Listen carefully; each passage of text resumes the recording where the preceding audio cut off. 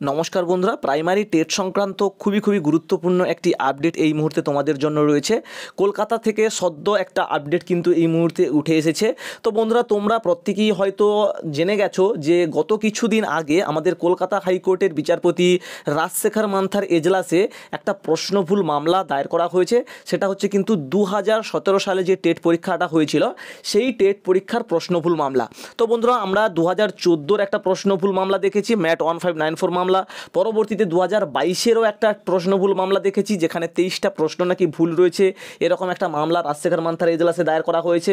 এবং আবার একটা নতুন মামলা যেটা দায়ের হলো সেটা হচ্ছে কিন্তু 2017 সালে নাকি 21টা প্রশ্ন ভুল ছিল, সেটাকে কেন্দ্র করে একটা মামলা রাজশেখর মান্থার এজলাসে দায়ের করা হয়েছে। তো এই মামলাটির শুনানি আজকের ছিল এবং আজকের হাইকোর্ট থেকে সরাসরি কি আপডেট উঠে এসেছে সেটা তোমাদের কাছে আলোচনা করব।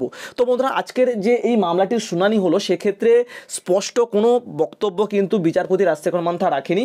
জাস্ট একটা কমিটি গঠন করার নির্দেশ দিয়েছে। বিশ্বভারতী থেকে কিছুজন অধ্যাপক বা বিশেষজ্ঞদেরকে নিয়ে একটা কমিটি গঠন করে তার যে প্রশ্নগুলো, অর্থাৎ যেই 21টা প্রশ্ন ভুল বলে গণ্য করে যারা মামলা করেছে সেই 21টা প্রশ্ন সঠিক নাকি ভুল রয়েছে সেটাকে বিশেষজ্ঞ দ্বারা পর্যবেক্ষণ করার জন্য কিন্তু একটা কমিটি গঠনের নির্দেশ দেওয়া হয়েছে।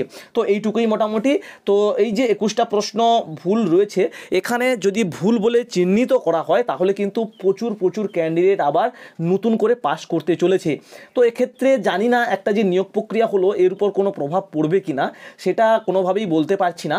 কিন্তু যদি ক্যান্ডিডেটদের সংখ্যা বাড়ে সেক্ষেত্রে বলবো যারা 2022 টেট পাস রয়েছে তাদের কপালে কিন্তু অনেক দুঃখ থাকবে। তাহলে কেন সেটা তোমরা আশা করি বুঝতে পারছো। কেননা ক্যান্ডিডেট প্রচুর বাড়বে, কেননা এখান থেকে বাড়বে। ম্যাট 1594 যদি যুক্ত হয় তাহলে তো আর বলতে হবে না। তারপরে আবার 2022-এও আবার একটা প্রশ্নভুল মামলা, মানে 2022 টেট পাসদের সামনে কিন্তু বিপদের উপর বিপদ দেখা যাচ্ছে। ঠিক আছে, আবার 2022 তো রয়েছে। তো 2022 তো মানে একদম সবথেকে বড় বিপদ হয়ে দাঁড়িয়েছে এখন, কেননা এই মামলাটির জন্য কিন্তু নিয়োগ প্রক্রিয়াটা আটকে রয়েছে, অর্থাৎ নিয়োগ প্রক্রিয়ার যে বিজ্ঞপ্তি সেটাই আসছে না। ঠিক আছে, তো বন্ধুরা, এই যে প্রশ্নভুল মামলাটি, অর্থাৎ এই যে কলকাতা হাইকোর্টে দায়ের করা যে 2017-র যে প্রশ্নভুল মামলাটি, এটার পরবর্তী শুনানি জুন মাস নাগাদ হবে এরকমটাই জানা গেছে। এখনও পর্যন্ত কিন্তু কোনো নির্দিষ্ট ডেট প্রদান করেনি। তো অবশ্যই ডেট জানলে অবশ্যই জানিয়ে দেবো, ডেট প্রদান করলে। ঠিক আছে, তো এইটুকুই আপডেট ছিল মোটামুটি।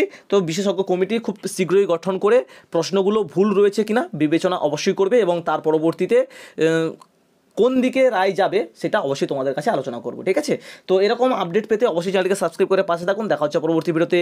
ভালো থেকো সবাই, সুস্থ থেকো সবাই। Thanks for watching. Tata, Jai Hind, by.